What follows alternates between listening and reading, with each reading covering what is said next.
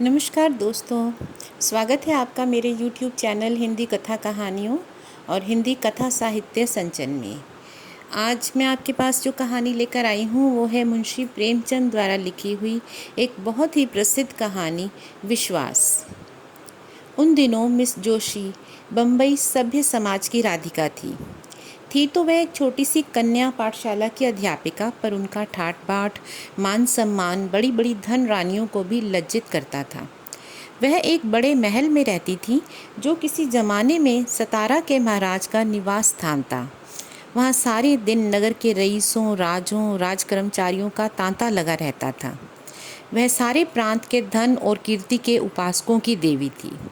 अगर किसी को खिताब का खप था तो वह मिस जोशी की खुशामद करता था।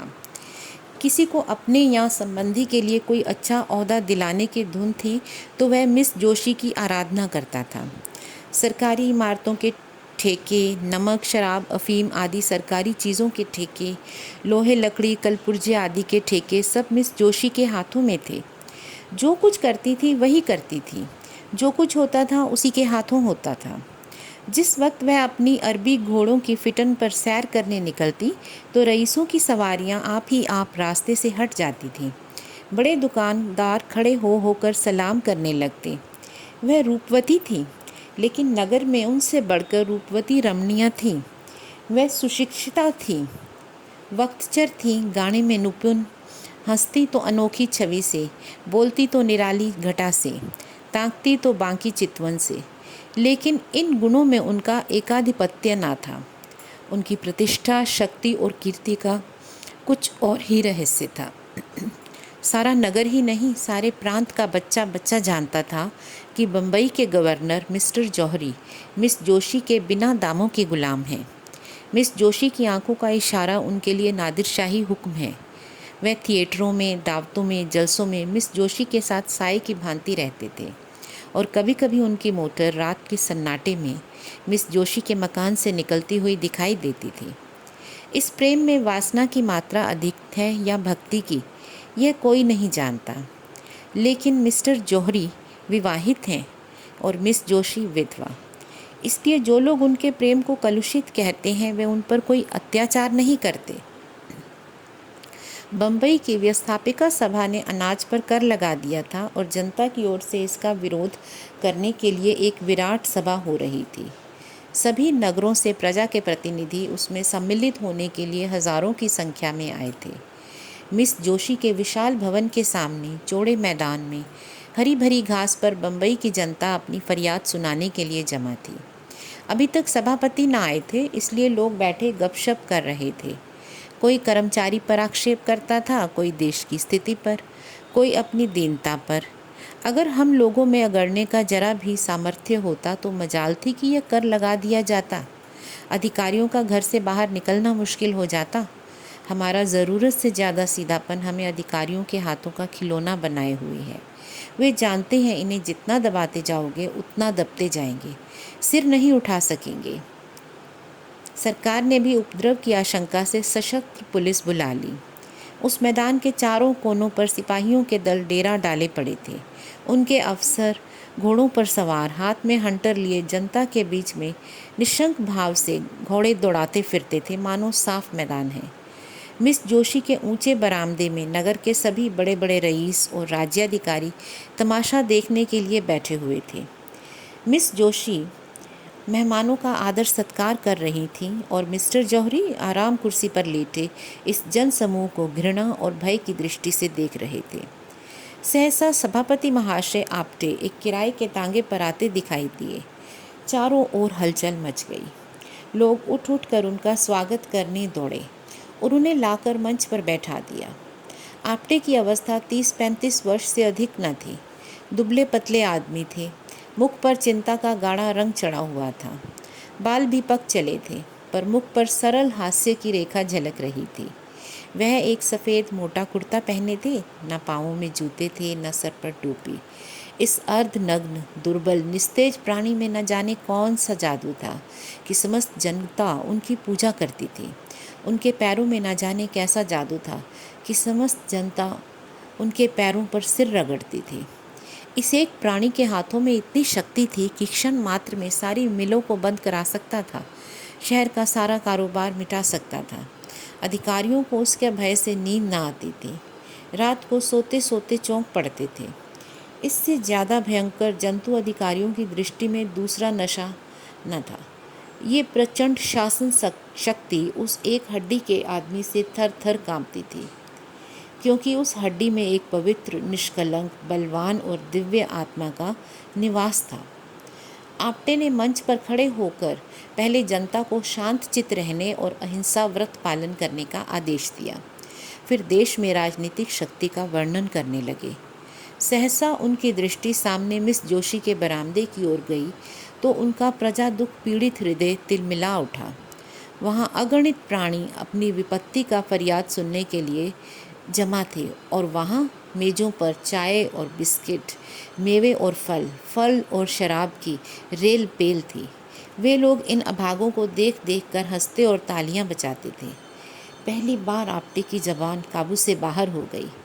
मेघ की भांति गरज कर बोले, इधर तो हमारे दाने दाने को भाई मोहताज हो रहे हैं, उधर अनाज पर कर लगाया जा रहा है, केवल इसलिए कि राज कर्मचारियों के हलवे पूड़ी में कमी ना हो। हम जो देश के राजा हैं, जो छाती फाड़ कर धरती से धन निकालते हैं, भूखे मरते हैं, और वे लोग जिन्हें हमने अपने सुख और शांति की व्यवस्था के लिए रखा है, हमारे स्वामी बने शराबों की बोतलें उड़ाते हैं। कितनी अनोखी बात है कि स्वामी भूखों मरे और सेवक शराबें उड़ाएं, मेवे खाएं और इटली और स्पेन की मिठाइयाँ चलें। यह किसका अपराध है? क्या सेवकों का? नहीं, कदापि नहीं। हमारा ही अपराध है। हमने अपने सेवकों को इतना अधिकार दे रखा है। आज हम उच्च स्वर से कह देना चाहते हैं, हम यह क्रूर और जटिल व्यवहार नहीं सह सकते। यह हमारे लिए असह्य है और हम और हमारे बाल बच्चे दानों को तरसे और कर्मचारी लोग विलास में डूबे हुए हमारे करुण क्रंदन की जरा भी परवाह न करते हुए विहार करें। यह असह्य है। हमारे घरों में चूल्हा न जले और कर्मचारी लोग थिएटरों में ऐश करें, नाच रंग की महफिलें सजाएं, दावतें उड़ाएं, वेश्याओं पर कंचन की वर्षा करें। संसार में ऐसा कौन सा देश होगा जहाँ प्रजा तो भूखी मरती है और प्रधान कर्मचारी अपने प्रेम क्रीड़ा में मग्न है, जहाँ स्त्रियाँ गलियों में ठोकरें खाती फिरती हैं और अध्यापिकाओं का वेश धारण किए वेश्याएं आमोद प्रमोद के नशे में चूर हों। एकाएक सशस्त्र सिपाहियों के दल में हलचल पड़ गई। उनका अफसर हुक्म दे रहा था, सभा भंग कर दो, नेताओं को पकड़ लो, कोई जाने ना पाए। यह विद्रोहात्मक व्याख्यान है। मिस्टर जौहरी ने पुलिस के अफसर को इशारे से बुलाकर कहा, और किसी को गिरफ्तार करने की ज़रूरत नहीं, आप्टे को ही पकड़ो, वही हमारा शत्रु है।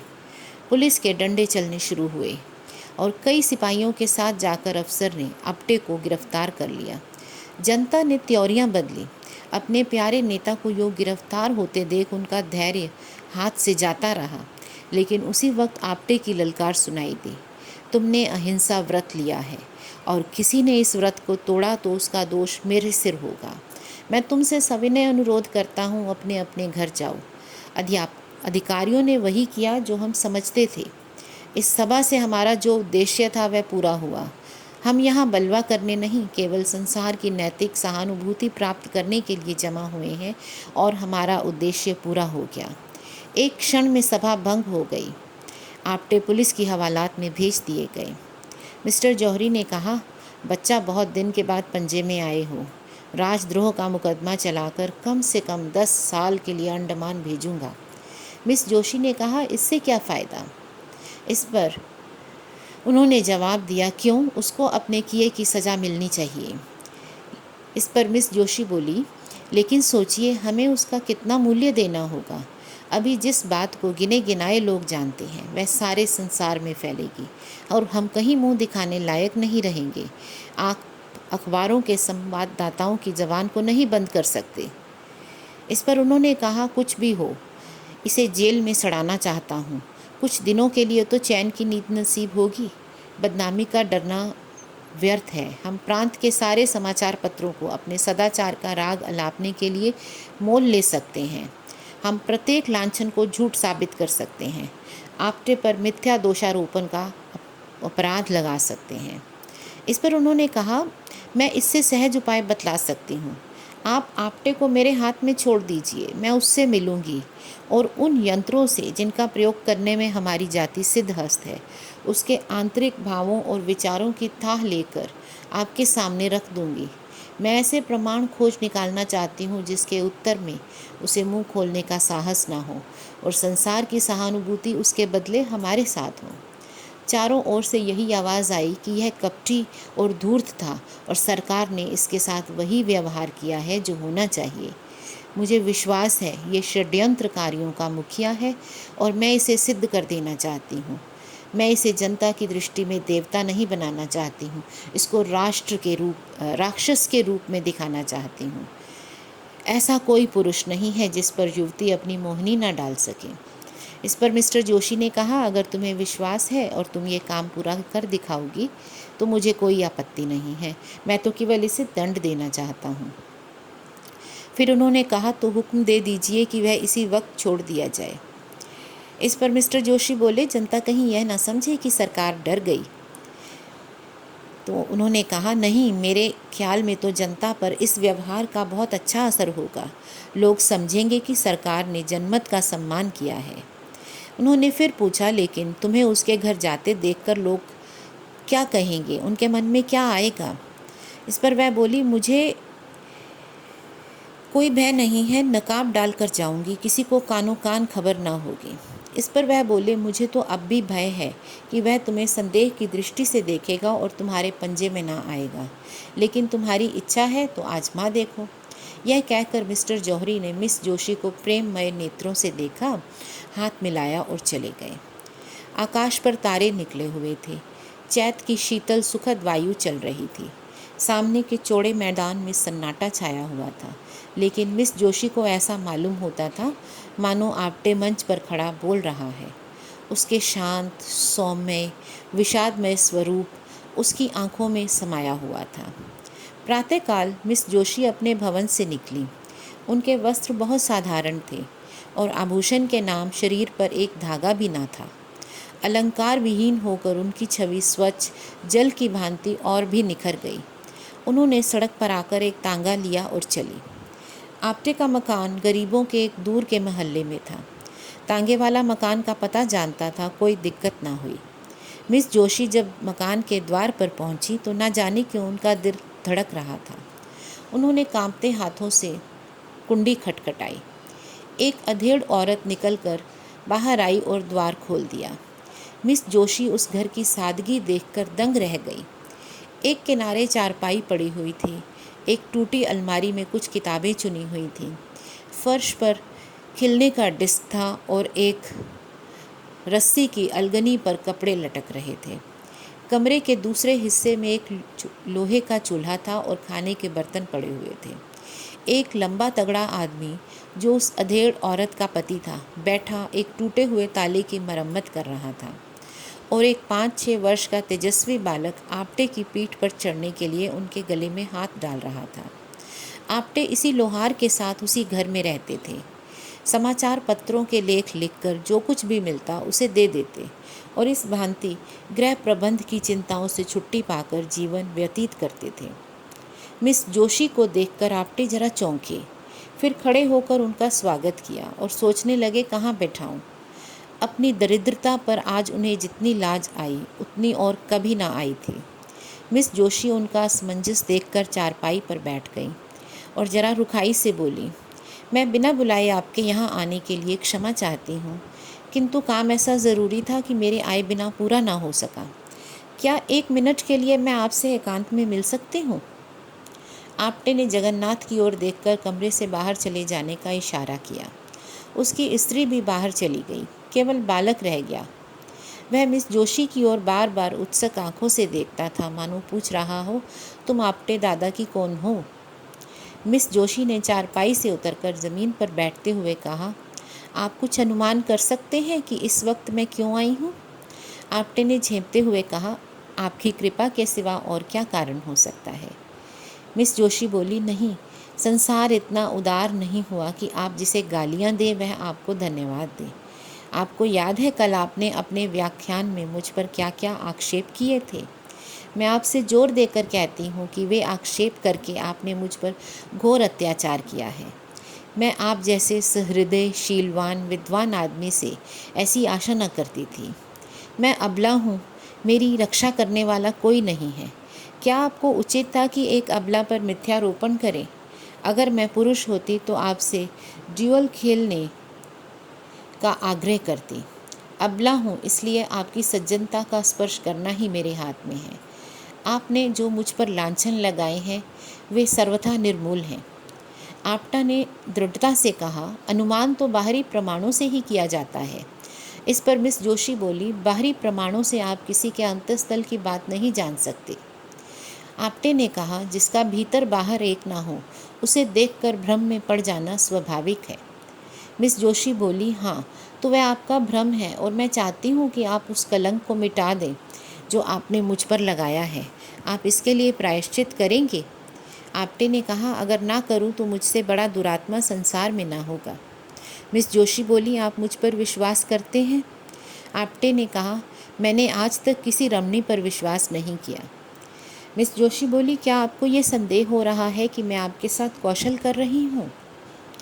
आप्टे ने मिस जोशी की ओर सजल सदैव सरल नेत्रों से देखकर कहा, बाई जी, मैं गंवार और अशिष्ट प्राणी हूँ, लेकिन नारी जाति के लिए मेरे हृदय में जो आदर है वह श्रद्धा से कम नहीं है जो मुझे देवताओं से है। मैंने अपनी माता का मुख नहीं देखा, मैं नहीं जानता मेरा पिता कौन था, परंतु जिस देवी की दया वृक्ष की छाया में मेरा पालन पोषण हुआ उनकी प्रेम मूर्ति आज भी मेरी आंखों के सामने है और नारी के प्रति मेरी भक्ति को सजीव किए हुए हैं।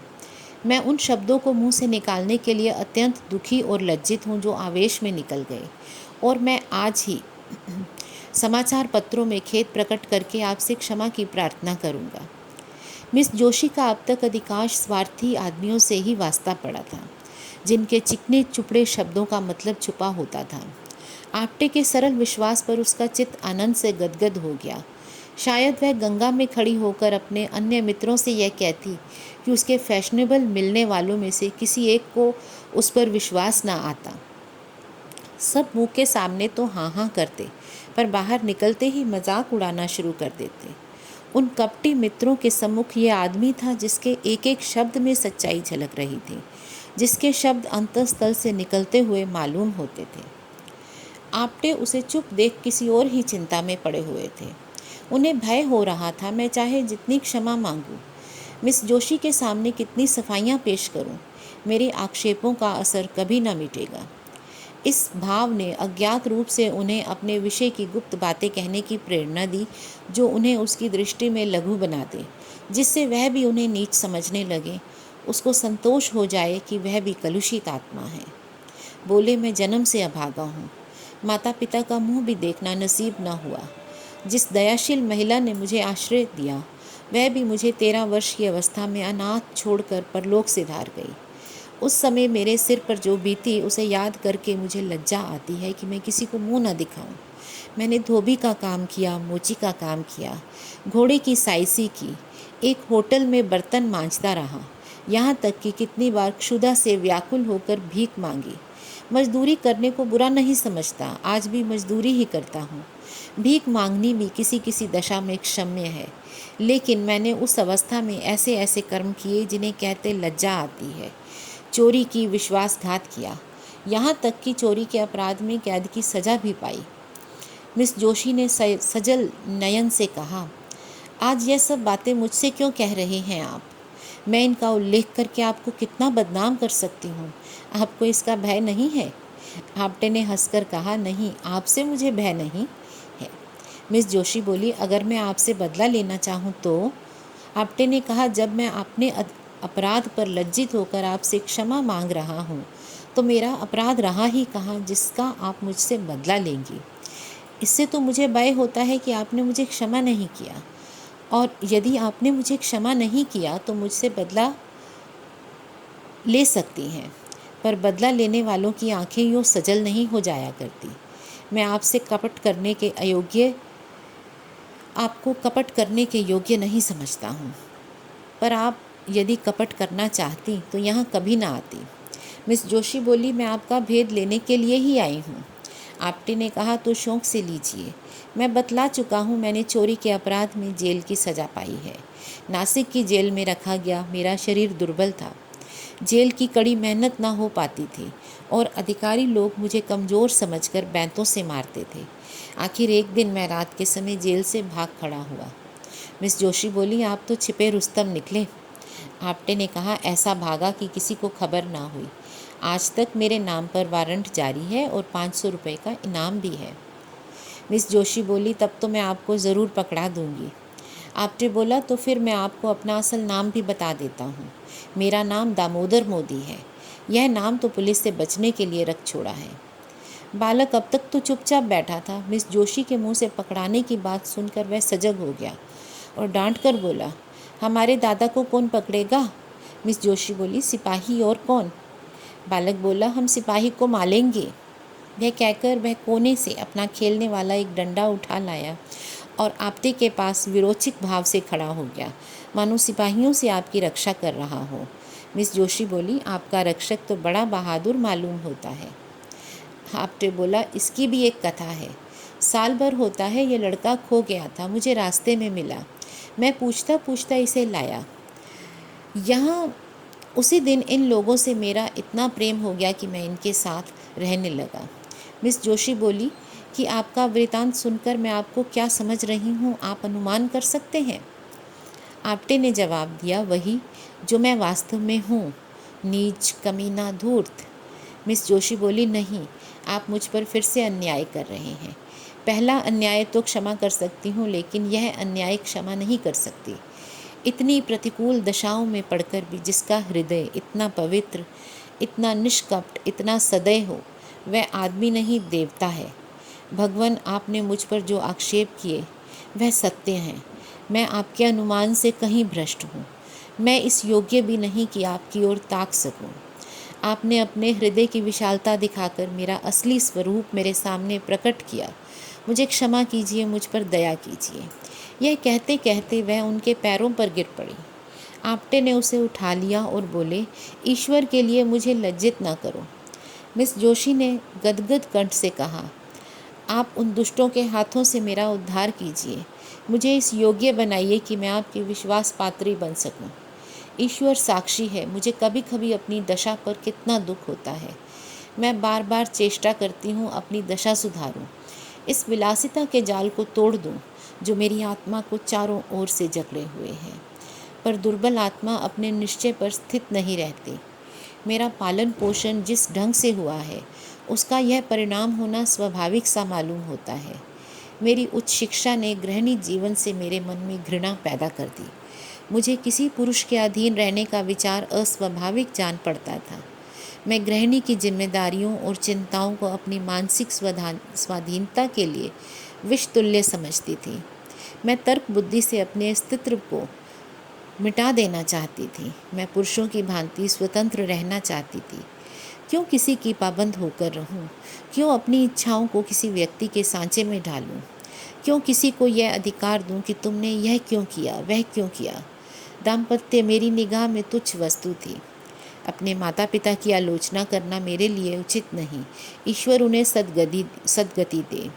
उनकी राय किसी बात पर मेरे से न मिलती थी। पिता विद्वान थे, माता के लिए काला अक्षर भैंस बराबर था। उनमें रात दिन वाद विवाद होता था।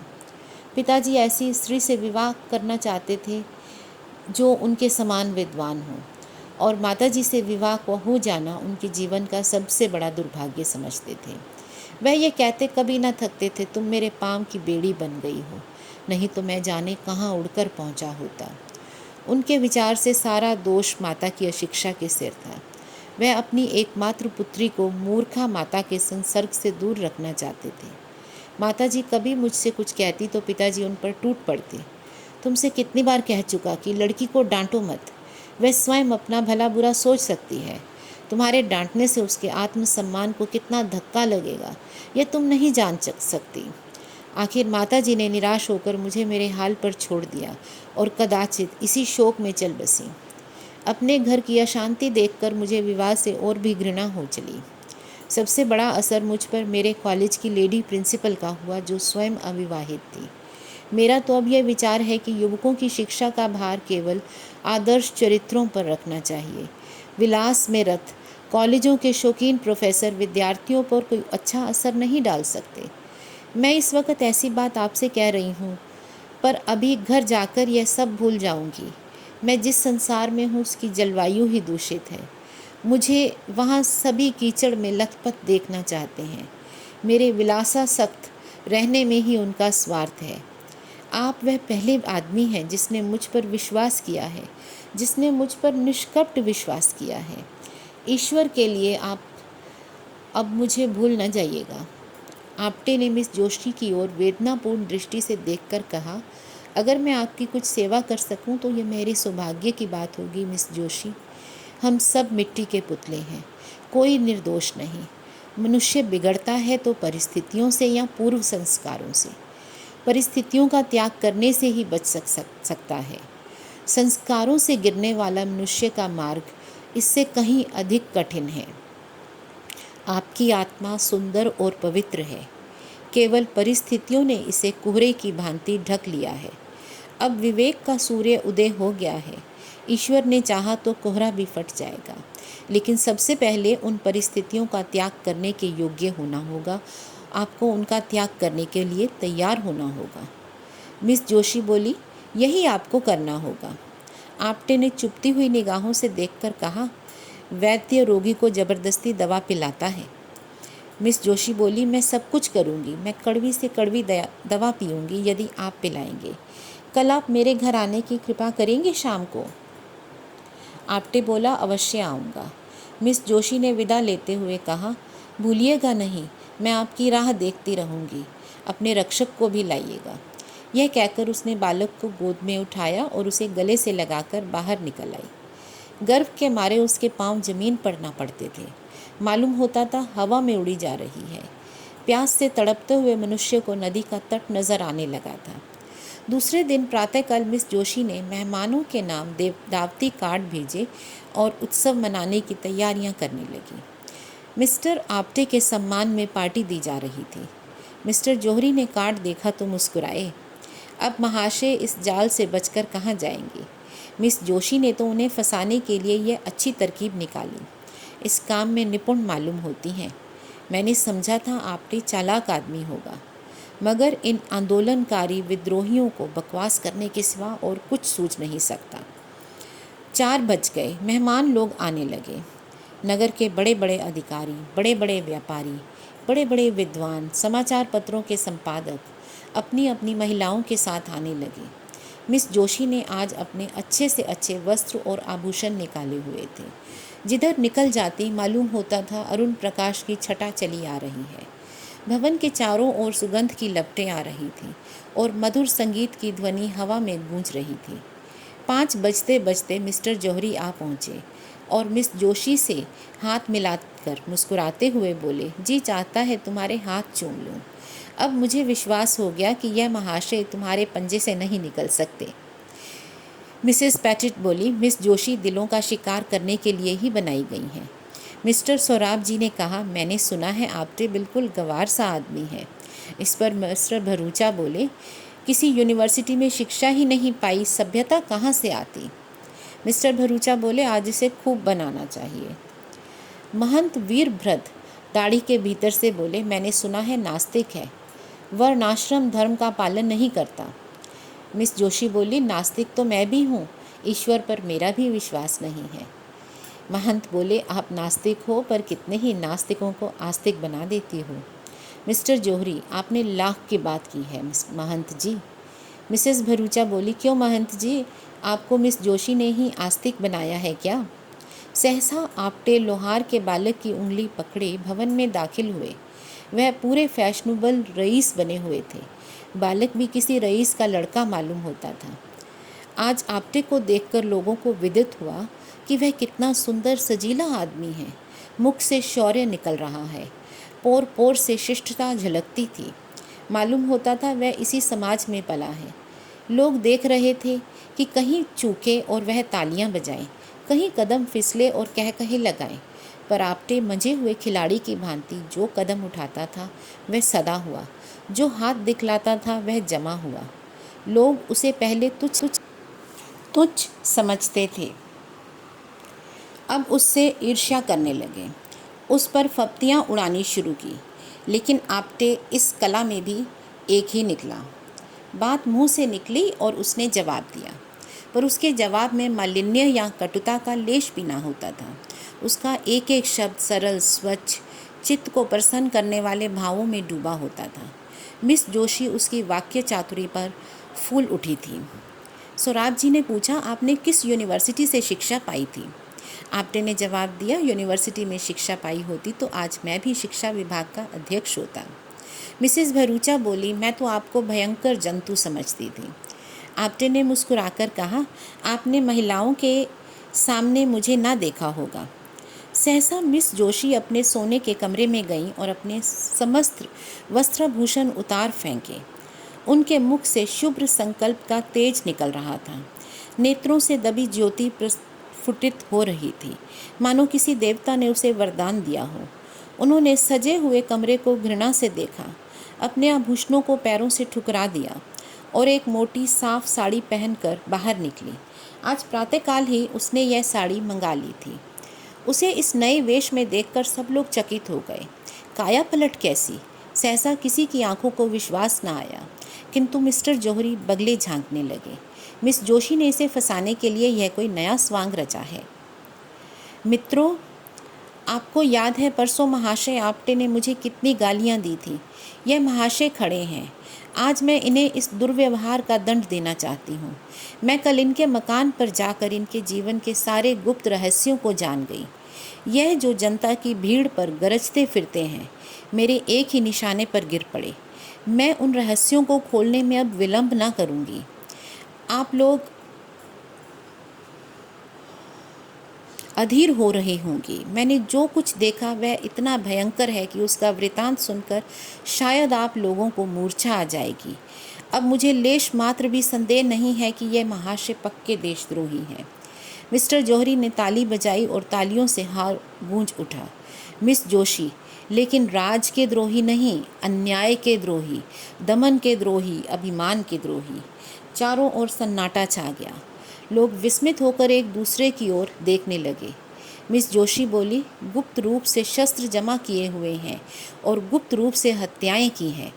मिस्टर जौहरी ने तालियां बजाईं और तालियों का दोगड़ा फिर बरस गया। मिस जोशी, लेकिन किसकी हत्या? दुख की, दरिद्रता की, प्रजा के कष्टों की, हठधर्मी की और अपने स्वार्थ की। चारों ओर फिर सन्नाटा छा गया। लोग चकित हो होकर एक दूसरे को ताकने लगे, मानो उन्हें अपने कानों पर विश्वास नहीं है। मिस जोशी फिर बोली, महाशय आपने डकैतियाँ की हैं और कर भी रहे हैं। अब कि किसी ने ताली ना बजाई। लोग सुनना चाहते थे कि देखें आगे क्या कहती हैं। उन्होंने मुझ पर भी हाथ साफ किया है, मेरा सब कुछ अपहरण कर लिया है, यहाँ तक कि अब मैं निराधार हूँ और उनके चरणों के सिवा मेरा कोई आश्रय नहीं। प्राणधार इस अबला को अपने चरणों में स्थान दो, इसे डूबने से बचाओ। मैं जानती हूँ आप मुझे निराश न करेंगे। यह कहते कहते वह आपटे के चरणों में गिर पड़ी। सारी मंडली स्तंभित रह गई। 1 सप्ताह गुजर गया था। आपटे पुलिस की हिरासत में थे। उन पर 4 अभियोग चलाने की तैयारियां चल रही थीं। सारे प्रांत में हलचल मची हुई थी। नगर में रोज सभाएं होती थीं। पुलिस रोज 10-5 आदमियों को पकड़ती थी। समाचार पत्रों में जोरों के साथ वाद विवाद हो रहा था। रात के 9 बज गए थे। मिस्टर जोशी राजभवन में मेज पर बैठे हुए सोच रहे थे कि मिस जोशी को क्यों कर वापस लाएं। उसी दिन से उनकी आंखों में, उनकी छाती पर सांप लौट रहा था। उसकी सूरत एक क्षण के लिए आंखों से ना उतरती थी। वह सोच रहे थे, इसने मेरे साथ ऐसी दगा की, मैंने इसके लिए क्या कुछ नहीं किया। इसकी कौन सी इच्छा थी जो मैंने पूरी ना की। इसी ने मुझसे बेवफाई की। नहीं, कभी नहीं। मैं इसके बगैर जिंदा नहीं रह सकता। दुनिया चाहे मुझे बदनाम करे, हत्यारा कहे, चाहे मुझे पद से हाथ धोना पड़े, लेकिन आपटे को नहीं छोड़ूंगा। इस रोड़े को रास्ते से हटा दूंगा, इस कांटे को पहलू से निकाल दूंगा। सहसा कमरे का दरवाज़ा खुला और मिस जोशी ने प्रवेश किया। मिस्टर जौहरी हकबकाप कर कुर्सी पर से उठ खड़े हुए। वह सोच रहे थे कि शायद मिस जोशी निराश होकर मेरे पास आई हैं, लेकिन कुछ रूखे लेकिन नम्र भाव में बोले, आओ। बोला, तुम्हारी याद में बैठा था। तुम कितनी ही बेवफाई करो, पर तुम्हारी याद मेरे दिल से नहीं निकल सकती। मिस जोशी बोली, आप केवल ज़बान से कहते हैं। मिस्टर जौहरी ने कहा, तो क्या दिल चीर कर दिखा दूं? मिस जोशी बोली, प्रेम प्रतिकार नहीं करता, प्रेम में दुराग्रह नहीं होता।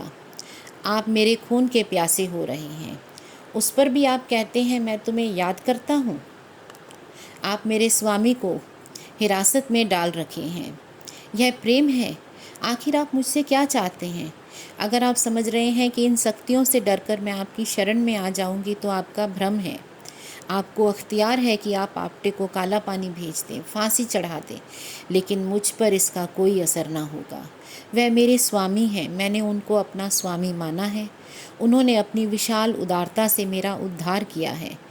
आप मुझे विषय के फंदों में फंसाते थे, मेरी आत्मा को कलुषित करते थे। कभी आपको ये ख्याल आया कि इसकी आत्मा पर क्या बीत रही होगी? आप मुझे आत्मशून्य समझते थे। उस देव पुरुष ने अपनी निर्मल स्वच्छ आत्मा के आकर्षण से मुझे एक ही मुलाकात में खींच लिया और मैं उसकी हो गई। मरते दम तक उसी की रहूँगी। उस मार्ग से अब आप मुझे नहीं हटा सकते। मुझे एक सच्ची आत्मा की ज़रूरत थी, वह मुझे मिल गई। उसे पाकर अब तीनों लोक की संपदा मेरे आँखों में तुच्छ है। मैं उसके वियोग में चाहे प्राण दे दूँ, पर आपके काम नहीं आऊँगी। मिस्टर जोशी बोले, मिस जोशी, प्रेम उदार नहीं होता, क्षमाशील नहीं होता। मेरे लिए तुम सर्वस्व हो, जब तक मैं समझता हूँ कि तुम मेरी हो। अगर तुम मेरी नहीं हो सकती तो मुझे इसकी क्या चिंता हो सकती है कि तुम किस दशा में हो। मिस जोशी बोली, यह आपका अंतिम निर्णय है? मिस्टर जौहरी ने कहा, अगर मैं कह दूँ हाँ तो? मिस जोशी ने सीने से पिस्तौल निकालकर कहा, तो पहले आपकी लाश ज़मीन पर फड़कती होगी, उसके बाद मेरी। बोलिए, यह आपका अंतिम निश्चय है? यह कहकर मिस जोशी ने जौहरी की तरफ पिस्तौल सीधा किया। जौहरी कुर्सी से उठकर खड़े हुए और मुस्कुराकर बोले, क्या तुम मेरे लिए कभी इतना साहस कर सकती थी? जाओ, तुम्हारा आपटे तुम्हें मुबारक हो, उस पर से अभियोग उठा लिया जाएगा। पवित्र प्रेम में ही यह साहस है। अब मुझे विश्वास हो गया तुम्हारा प्रेम पवित्र है। अगर कोई पुराना पापी भविष्यवाणी कर सकता है तो मैं कहता हूँ वह दिन दूर नहीं जब तुम इस भवन की स्वामिनी होगी। आपटे ने मुझे प्रेम के क्षेत्र में नहीं, राजनीति के क्षेत्र में भी परास्त कर दिया। सच्चा आदमी एक मुलाकात में ही जीवन बदल सकता है, आत्मा को जगा सकता है और अज्ञान को मिटाकर प्रकाश की ज्योति फैला सकता है। आज यह सिद्ध हो गया। तो दोस्तों, इस कहानी में भी अपने चित परिचित तरीके से मुंशी प्रेमचंद जी ने हमें जीवन की मूल्यों के बारे में बताया है। हम चाहे कितना भी दुराचार करें, गलत विषय वस्तुओं में पड़े रहें, लेकिन एक सही आदमी, एक सज्जन पुरुष का संपर्क हमारे मन और आत्मा पर पड़ी हुई धूल को मिटाने में सक्षम है, जैसा कि इस कहानी में मिस जोशी के साथ हुआ। इसी तरह की और कहानियों के लिए आगे मिलेंगे। आप मेरे चैनल हिंदी कथा कहानियाँ, हिंदी कथा साहित्य संचन को सब्सक्राइब करें, और अगर आपको मेरी कहानी कहने का तरीका पसंद आया हो तो आप इसे सब्सक्राइब करें, शेयर करें, लाइक करें। धन्यवाद।